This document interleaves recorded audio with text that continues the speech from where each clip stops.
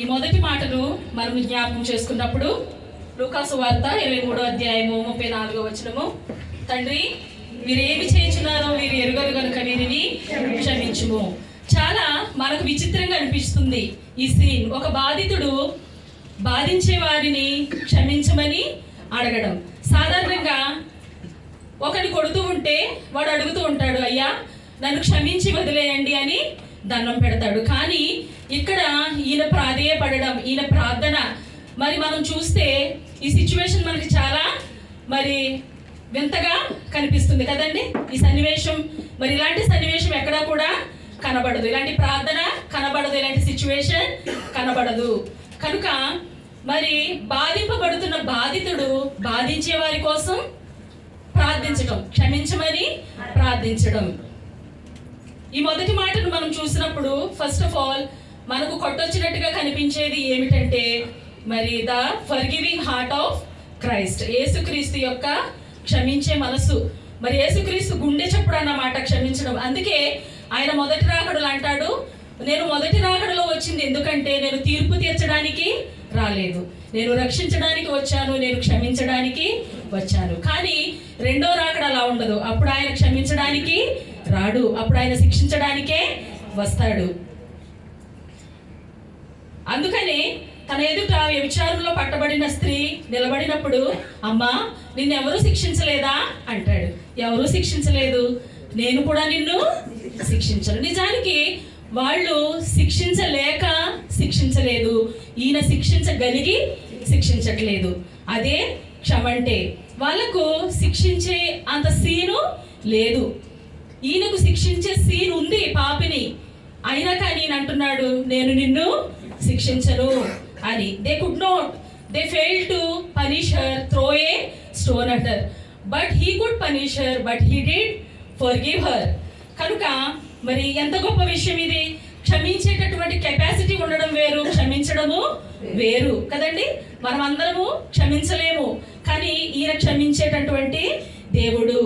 కనుక మరి తనని బాధిస్తున్నారు. నిజానికి దేవుని పాదాల దగ్గరకు చేరి మనిషి క్షమాపణ వేడుకోవాలి, కానీ వాళ్ళు క్షమాపణ వేడుకోవట్లేదు, కానీ వాళ్ళు ఏం చేస్తున్నారు, ఆయన్ని బాధిస్తూ ఉన్నారు.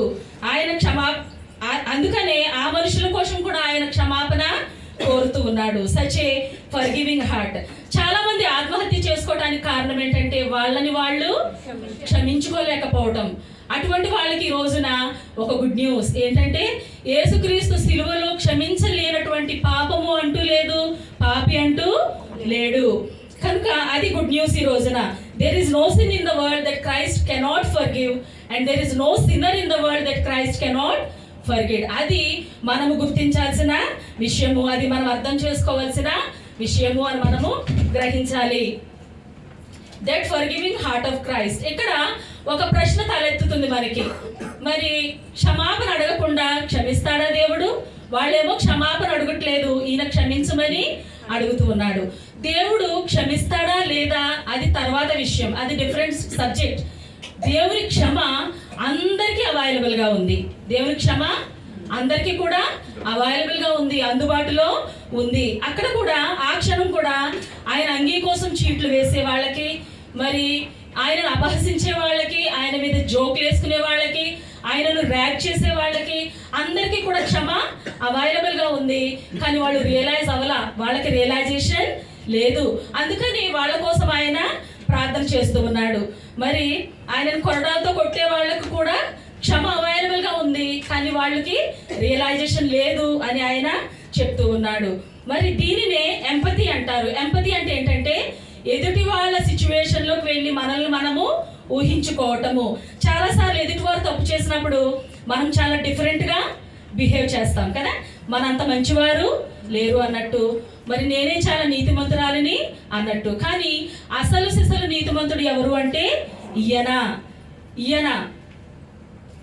మరి ఈయన వాళ్ళ యొక్క పాపి యొక్క ఒక నేరస్తుని పాపి యొక్క సిచ్యువేషన్లోకి వెళ్ళి ఎలా అర్థం చేసుకుంటున్నాడో చూడండి. యేసు ప్రభు సిలువలో ఈ ఒక్క మాటలో ఎంత ఎంపతి కనబడుతుంది. మరి ఎప్పుడైనా మన ఇంట్లో ఎవరైనా మన పట్ల తప్పు చేసినప్పుడు, లేక ఇరుగు పొరుగు వారు మన పట్ల తప్పు చేసినప్పుడు, మనం పనిచేసే చోట ఆఫీస్లో ఎవరైనా మన పట్ల తప్పు చేసినప్పుడు ఎన్నిసార్లు మనం అవతలి వైపు వారి నుంచి ఆలోచించాం, ఎందుకు వీడింత దుర్మార్గంగా నా ఎడల చేస్తూ ఉన్నాడు అని వాళ్ళ వైపు నుండి ఆలోచిస్తే కొన్ని విషయాలు మనకు అర్థమవుతాయి.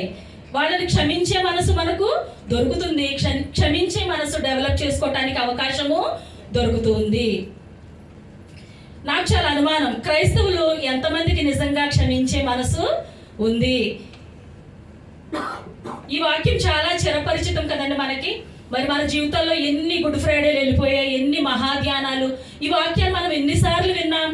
మరి నిజంగా క్షమించడం మనము నేర్చుకున్నామా? క్షమించడం వచ్చిందా అనేది ప్రశ్న. క్షమించగలుగుతూ ఉన్నామా అనేది ప్రశ్న.